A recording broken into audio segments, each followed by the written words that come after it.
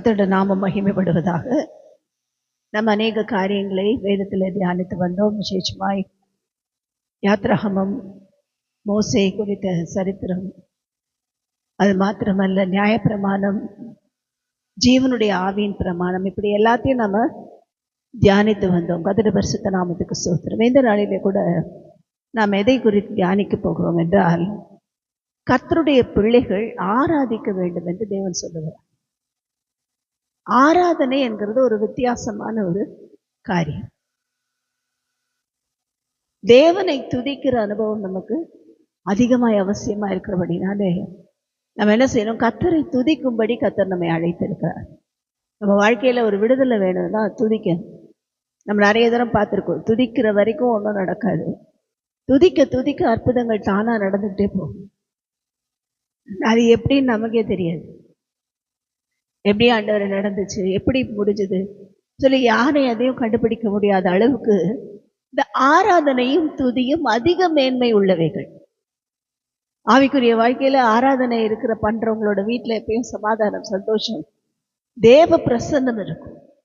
அதாவது எல்லாம் வச்சுக்கிட்டு சந்தோஷமா இருக்கிறதில்ல, சூழ்நிலை சாதகமா இருக்கும்போது சமாதானமா இருக்கிறதில்ல, எதிர்மறையான சூழ்நிலைகள்ல கூட நம்ம எப்படி இருப்போம்?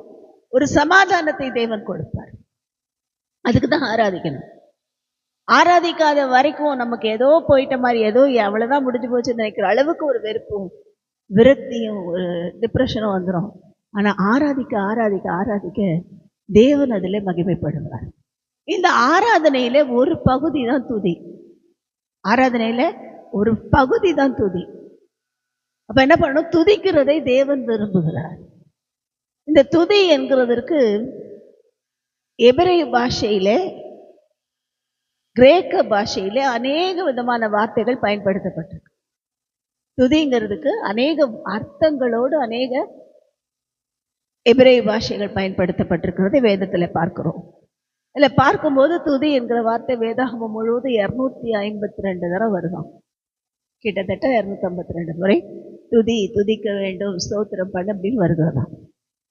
இதுல முதல்ல பார்க்கிறோம், ஷாலாக் என்கிற வார்த்தையும் துதியின் அர்த்தத்தை சொல்லுகிறது. பாராக், யாதா, இதெல்லாம் அந்த பாஷை, மூல பாஷை. டவுடா, ஹிலூல், டெஹிலா, ஹலால், இந்த வார்த்தையெல்லாம் எதுக்கு இருக்கு? துதிக்கிறதற்காக எழுதப்பட்ட வார்த்தைகள் என்று பார்க்கிறோம். இதோடைய அர்த்தம் என்னன்னா, தேவனுக்கு மகிமை, துதி, அது மாத்திரமல்ல அவரிடத்துல ஜெபிக்கிறது, அவருக்கு நன்றி செலுத்துகிறது என்று சொல்லி ஆங்கில வேதாகமத்திலே இதை குறித்து எழுதப்பட்டிருக்கிறது. தமிழ்ல எப்படி எழுதியிருக்குன்னா, ஸ்தோத்திரம், துதி, ஆராதனை, மகிமை, நன்றி என்று சொல்லி எழுதப்பட்டிருக்கு. இப்ப இப்படி துதியை குறித்த அநேக காரியங்கள் இருந்தாலும், ஆதியாகமத்தின் புஸ்தகம் 29ஆம் அதிகாரத்துல 35ஆம் வசனத்துல நாம் வாசிக்கிறோம், இந்த யாதா என்கிற எபிரேய பாஷை பயன்படுத்தப்பட்டிருக்கிறது. யாதா அப்படின்னா என்னவா? எப்ப துதிக்கணும், ஏன் துதிக்கணும்ன்றதுக்காக இதை பார்க்கிறோம். கர்த்தரை துதிப்பேன், நான் இப்பொழுது கர்த்தரை துதிப்பேன் என்று சொல்லி லேயல் என்ன செய்தாள்? கர்த்தரை துதிக்க ஆரம்பித்தாள். இதை குறித்து தான் வாசிக்கிறோம். அந்த மகனுக்கு யூதா என்று பெயரிட்டாள் என்று வாசிக்கிறோம். அப்ப கர்த்தரை உயர்த்தி, அவர்தான் சகலமும், நீ தான் ஆண்டவரே, உம்மை தவிர ஒன்றும் இல்லைன்னு சொல்றதுதான் யாதா என்கிற வார்த்தைக்கான அர்த்தம். அதை எப்படி துதிக்கணுமா? 2 கைகளையும் சுருக்கமா இப்படி வச்சு இல்ல, வானத்துக்கு நேராய் ஏறெடுத்து எப்படி துதிக்கணும்? வானத்துக்கு நேராக உயர்த்தி, கர்த்தருடைய பரிசுத்த நாமத்துக்கு ஸ்தோத்திரம், தேவனை மகிமைப்படுத்துகிறது தான் இந்த யாதா என்கிற வார்த்தைக்கான அர்த்தம். கர்த்தருடைய பரிசுத்த நாமத்துக்கு ஸ்தோத்திரம். தேவனை எனக்கு செய்த நன்மைக்காக நன்றி ஆண்டவரே, உடைய மகத்துவங்களிலே நீர் உயர்ந்திருக்கிறீர் என்று 2 கையும் உயர்த்தி செய்கிறதுக்கு பேர் தான் இந்த துதி என்கிற, இந்த இடத்துல வருகிற துதி என்கிற வார்த்தைக்கான அர்த்தமா இருக்கிறது. 2வதாக நாம் பார்க்கிறோம், லேவியராகமத்தின் புஸ்தகம் 19ஆம் அதிகாரம் 24ஆம் வசனத்துல வாசிக்கிறோம், ஹலூல் என்று சொல்லி வாசிக்கிறோம். அப்படின்னா தேவனை, அதுவும் பிரைஸ், துதின்னு தான் வருது. தமிழ்ல எழுதியிருக்கு. ஆனால் மூல பாஷையிலே ஹலூல் என்று எழுதப்பட்டிருக்கிறது. ஒரு அர்த்தம் என்னன்னா, எனக்கு இத்தனை அற்புதமான விளைச்சலை கொடுத்தீரே, என் கைகளை ஆசிர்வதித்தீரே, என் பிரயாசத்தை ஆசிர்வதித்தீரே, எனக்கு நீர் நன்மை செய்தீரே என்று தேவனை துதிக்கிறதுக்கு தான் இந்த வார்த்தை பயன்படுத்தப்படுது. கர்த்தருடைய பரிசுத்த நாமத்துக்கு ஸ்தோத்திரம். என்ன அர்த்தம்? யாதாவ்னா அந்த துதிக்கு ஒரு அர்த்தம், டெஹெல்லானா அதுக்கு ஒரு அர்த்தம், மகத்துவங்களை துதிக்கிறது. ஹலூல் அப்படின்னா விளைச்சலை பெருக பண்ணினீர் என்று துதிக்கிறது. அந்த நாட்கள் என்ன செய்வார்களாம், விளைஞ்சதுக்கு அப்புறம் தேவனுக்கு கொண்டு வந்து தேவனுக்கு கொடுக்க வேண்டியதெல்லாம் கொடுத்துட்டு தேவனை மகிமைப்படுத்துவார்களாம். எவ்வளோ பெரிய விளைச்சலை கொடுத்தீரேன். அப்போது இவர்கள் அது பயன்படுத்தின வார்த்தை ஹலூல் என்று சொல்லி வாசிக்கிறோம். அது மாத்திரமல்ல, 1 சாமுவேல் 2ஆம் அதிகாரம் 10ஆம் வசனத்துல பாலாக் என்று சொல்லி ஒரு வார்த்தை இருக்கிறது. அதோடைய அர்த்தம் என்னன்னா, நீதிக்காக தேவனிடத்துல விண்ணப்பங்களை ஏறெடுக்கும். எதுக்காக? நீதி வேண்டும் ஆண்டவரே, எனக்கு இத்தனை பிரச்சனை இருக்கு, எனக்கு நீதி செய்யுங்க என்று சொல்லி நீதிக்காக தேவனை நோக்கி ஏறெடுக்கிறது தான் இந்த ஹலூல் என்கிற வார்த்தைக்கான அர்த்தம். கர்த்தருடைய பரிசுத்த நாமத்துக்கு ஸ்தோத்திரம். பலால் என்ற வார்த்தைக்கான அர்த்தம் என்னது? நீதிக்காக தேவனிடத்துல விண்ணப்பங்களை ஏறெடுக்கிறது. 1 சாமுவேல் 2:10 அன்னாள் என்ன செய்கிறாள்? நீதி கேட்டு தேவனிடத்துல ஜெபிக்கிறாள். அது வேணா வாசிக்கிறது. 1 சாமுவேல் 2:10.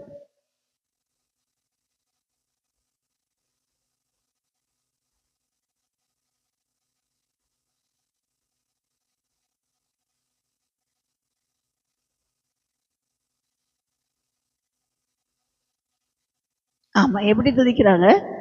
கர்த்தர் அவர் அபிஷேகம் பண்ணினவர்களின் கொம்பை உயர பண்ணுவார் என்று சொல்லி தேவனை துதித்தார்கள். அது ஒரு விதமான துதி. இது எதுக்காக? நான் எனக்கு நீதி செய்ய போகிறார் தேவன், நான் வைத்திருக்கிற என்னுடைய வழக்கிலே ஒரு பெரிய அற்புதம் நடக்க போகிறது என்கிற அந்த நம்பிக்கையோடு துதிக்கிறது தான் இந்த பலாக் என்கிற வார்த்தைக்கான அர்த்தமா இருக்கிறது. கர்த்தருடைய பரிசுத்த நாமத்துக்கு ஸ்தோத்திரம். இதை குறித்து அநேக இடங்கள்ல வாசிக்கிறோம். இப்படி துதிக்காக இத்தனை அர்த்தங்கள் நிறைந்த வார்த்தை மூல பாஷையிலே பயன்படுத்தப்பட்டிருக்கு. நாம வெறும் துதின்னு தான் ஜெபம் பண்றோம், விண்ணப்பம்னு பண்றோம். துதிக்கு பதிலாக விண்ணப்பம் இருக்கும், ஸ்தோத்திரம் இருக்கும். ஆனா இதுக்கான அர்த்தம் இத்தனை விதமான காரியங்கள் இருக்கிறது என்று கர்த்தர் நமக்கு சொல்லி கொடுக்கிறார். அது மாத்திரமல்ல, கர்த்தரை எப்ப துதிக்கணும், எப்பெல்லாம் துதிக்கணும், அதுக்கு ஏதாவது வரைமுறை இருக்கா? எப்பெல்லாம் துதிக்கணும்னா சங்கீதக்காரன் சொல்லுகிறார், கர்த்தரை காலத்தில் நான் என்ன செய்வேன்? ஸ்தோத்திரிப்பேன். அவர் துதி எப்பொழுதும் என் வாயில் இருக்கும். அவர் துதி எப்படி இருக்குமா? எப்பொழுதும், கண்டினியூவலி என்று எழுதப்பட்டிருக்கிறது. ஆல்வேஸ் என்னோட வாயில் என்ன இருக்கும்? கர்த்தரை உயர்த்துகிற துதி இருந்துகிட்டே இருக்கும்.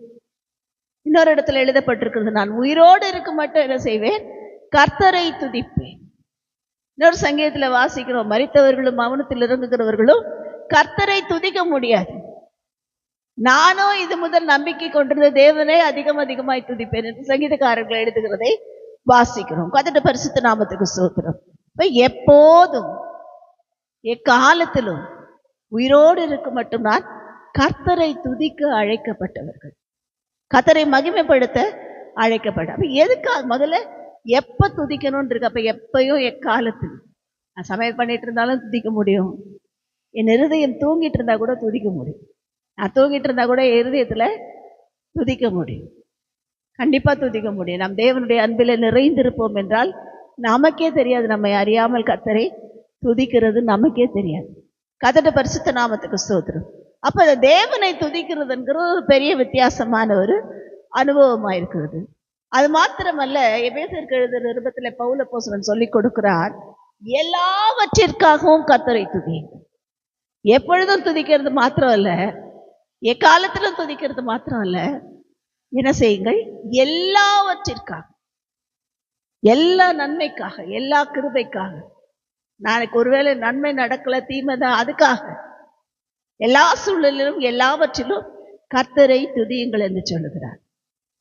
கர்த்தருடைய பரிசுத்த நாமத்துக்கு ஸ்தோத்திரம். எல்லாவற்றுக்காக துதிக்கிறது கொஞ்சம் கஷ்டம். ஆண்டவரே அப்படின்னு சொல்லி எல்லாத்துக்காக நீர் நஷ்டத்தை கொடுத்தீரன்னு துதிக்கிறது கஷ்டம். எனக்கு பிரச்சனை வந்ததேன்னு துதிக்கிறது கஷ்டம். எனக்கு சூழ்நிலை மாற்றி போட்டீரேன்னு துதிக்கிறது தான் ஈஸி. என் ஆசீர்வாதத்திலே உமக்கு ஸ்தோத்திரம் ஸ்தோத்திரம்னு சொல்றது வேற. ஆனால் எல்லா காலத்திலும் எல்லாவற்றிற்காகவும் எப்பொழுதும் துதிக்கிறதை தேவன் விரும்புகிறார். அது மாத்திரம் இல்லை, எங்கெல்லாம் தேவனை துதிக்கலாம் அப்படின்னா வேதம் சொல்லி கொடுக்கிறது, கர்த்தருடைய மகா சபையிலே நான் என்ன செய்வேன்? உம்மை துதிப்பேன். மகாசபைக்கு போகும்போதெல்லாம் அவரை துதிக்கணும். வந்திருக்கிறதே துதிக்கதான், வேற எதுக்கும் இல்லை. அதுதான் நமக்கு பிராக்டிஸ். பரலோகத்துல நாம செய்ய போற ஒரே ஒரு வேலை அதுதான். வேற எந்த வேலையும் கிடையாது. சமையல் கிடையாது, குழம்பு வைக்கணுமா, இதை பண்ணணுமா அதை பண்ணணுமா, அந்த ஒரு வேலையும் கிடையாது. காஃபி போடணுமா டீ போடணுமா கிடையாது. கர்த்தருடைய பரிசுத்த நாமத்துக்கு ஸ்தோத்திரம். வேலைக்கு போகணுமா, கணக்கு எழுதணுமா, அதெல்லாம் கிடையாது. நான் என்ன செய்ய, கர்த்தருடைய மகாசபையில துதிக்கிறது.